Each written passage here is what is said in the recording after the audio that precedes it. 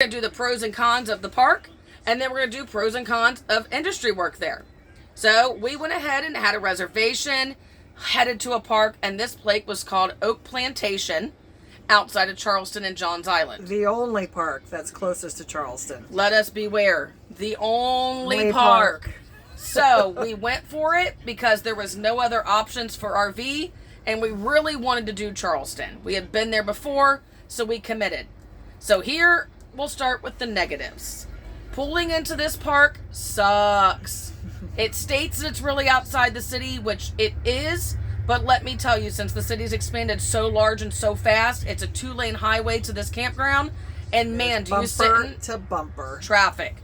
You will sit in traffic for 40 minutes just waiting to get into that park, which makes the end of your day so frustrating because by the time you come home, you're so exhausted that you spent majority of your time traveling to the RV park, which again, could be great if the pricing was there, but let's talk about another negative.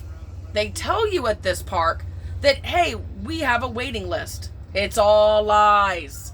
What they do to you is they will tell you this because they want you to come in and be on a good behavior trial, and they will charge you almost $500 a week to park your rig, stating that you're waiting to get a long-term spot that only cost you half that cost at $1,100. Now that sounds great, RVers. $1,100. That's amazing.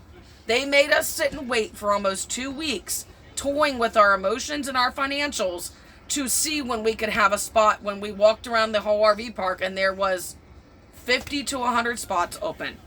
To us, that's really disrespectful and sad as full-timers. And again, if we don't have that extra chunk of change sitting in the bank, how can we just sit there and waste $2,000 a month on an RV park that had no pool open?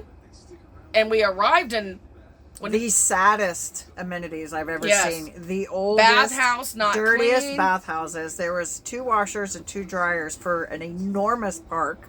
There was constantly a wait, and not to mention the fire ants that ate my feet alive every day. And to add a little bit to that, then when you go to the office to ask for help, it is a privately owned park, and we all know how that can go sometimes, good or bad.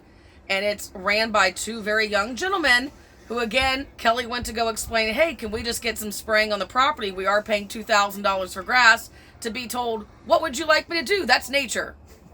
So we would suggest check out the link. We're not here to tell anybody to not go anywhere. It's called Oak Plantation in Johns Island. But we want to be real with our viewers that these are going to be the struggles you're going to run into by going here. So now on the flip side of trying to make that work, going out in downtown Charleston, man, did it had some of the beautiful things. And we'll talk about that in our other segment of dining out and all the greatness of the pros and cons of doing that. But Kelly's going to explain real quick how not difficult it was to find industry work in downtown Charleston.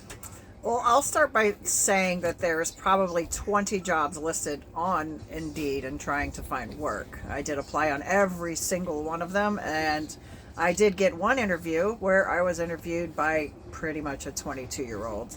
It's a little bit uncomfortable, but I'm not going to knock her because she's just doing her job. And the fact that if you do want to make money down there, you have to work downtown, which is going to be bumper-to-bumper traffic, 0 parking. Not fun.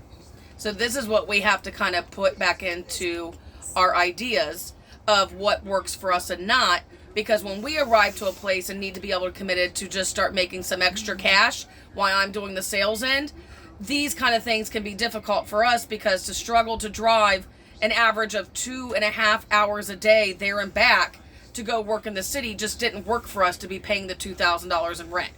And again, it is a very, very young scene. There is a lot of college universities on Charleston, but there's a lot of good old bars and a lot of good old souls there. So the difficulty with finding work wasn't that it was difficult. There are a lot of options, but again, it's either you got to get into the right place because there is an age demographic for Kelly's age to be a bartender, or you're going to be bartending next to a 20-year-old that has no experience, perhaps. So these were the struggles that we saw in Charleston that made us have to make a decision to move quick and fast and get out of there, which we're going to describe in the next video on how things can go wrong so fast, and you got to be able to bounce back. Because with Charleston not working out for us, we were forced to move within a week and a half and just change our travels 100%. Angry RV hippies. Okay. It's not turning off. Okay.